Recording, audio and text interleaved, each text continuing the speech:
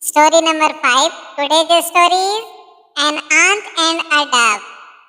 Once an ant was drinking at a stream. The current was swift and strong. He was carried away by the flow.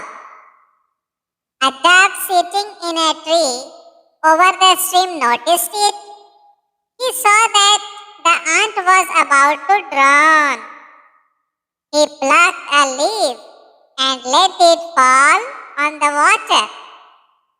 The ant got upon it and saved his life. Time passed on. One day, a hunter passed by. He saw the dove sitting in the tree. He took him with his gun to kill the dove. The ant saw the danger. He bit the hunter in the leg. The hunter shook with pain. He missed him.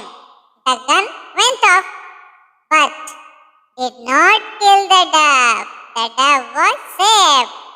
Moral: even animals are grateful.